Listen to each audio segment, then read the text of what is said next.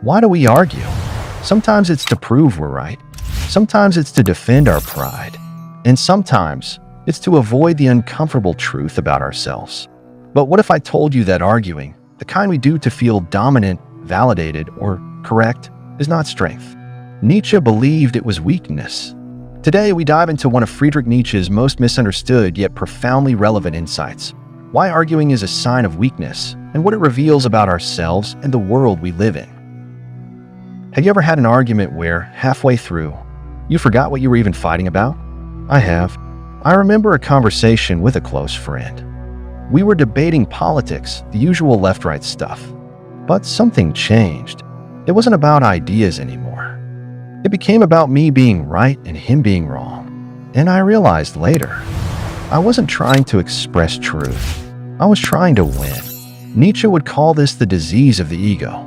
He believed that most arguments aren't born from curiosity, but from a need to dominate, to protect the fragile identity we've built. Think about it. We argue because we want to look smart. We argue because we can't bear to admit we were wrong. We argue because silence feels like surrender. But what if, and this is tough to admit, what if the stronger person is the one who doesn't need to argue? What if true strength is being so rooted in your values that someone else's opinion doesn't rattle your core?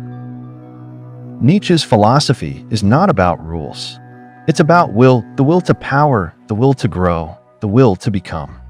In his view, those who are truly powerful don't need to prove it. Let's take the concept of the Übermensch, the ideal human being, the one who has transcended society's herd mentality. The Übermensch doesn't argue, not because they're afraid to, but because their life is the argument.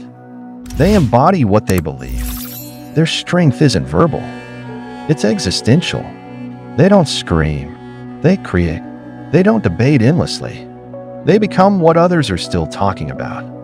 Nietzsche saw the act of arguing, especially emotionally charged, identity-based arguing, as a distraction from real transformation. He wrote, "He who has a why to live for can bear almost any how.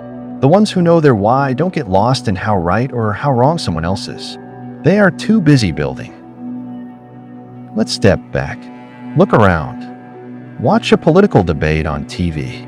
Go to Twitter. Step into a family dinner where generational values clash. Arguments are everywhere. But how often do they end in real change? Rarely, because most arguments are just performances. We aren't listening. We're waiting to talk. We're fighting ghosts of our own insecurity. Think of great leaders: Gandhi, Nelson Mandela, Marcus Aurelius.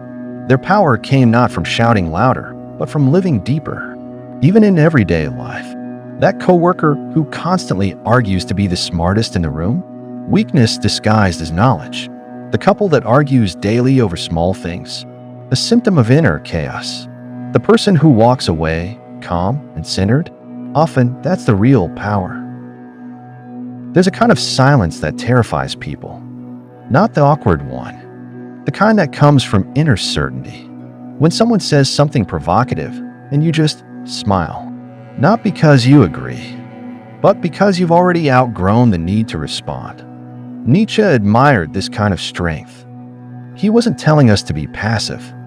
He was challenging us to ask, is this argument necessary, or is it just noise? Silence isn't always surrender. Sometimes it's a message. I don't need to lower myself to win this. There's power in restraint, discipline in detachment, freedom in not reacting. And often, people feel it more than they hear it. So, what can we do with this? Here's the empowering part. First, observe yourself. The next time you feel the urge to argue, pause. Ask yourself, why am I doing this? Second, build your values. When you know what you stand for, you won't need to defend it constantly. Third, cultivate presence. You don't always need to be understood to be at peace. Lastly, lead by example. Let your life be your statement. Let your actions speak for you. Remember, arguing doesn't prove strength. Living with purpose does. Nietzsche didn't hate people who argued. He just saw what it revealed, the pain beneath the pride, the fear beneath the fury. The goal isn't to be silent forever. The goal is to become so aligned with who you are that you only speak when it's truly necessary. And when you do, people listen. We live in a noisy world. Everyone's shouting, debating, proving, defending. But the most powerful people, they're the ones walking quietly in the opposite direction, building, creating, evolving. So next time someone pulls you into an argument, pause and remember. To argue is to reveal your weakness. To rise above it is to reveal your truth. This is not passivity. This is power. Let Nietzsche's insight guide you. And as always, if this video resonated with you, share your thoughts below. I'd love to hear what this means in your life. Until next time, stay aware.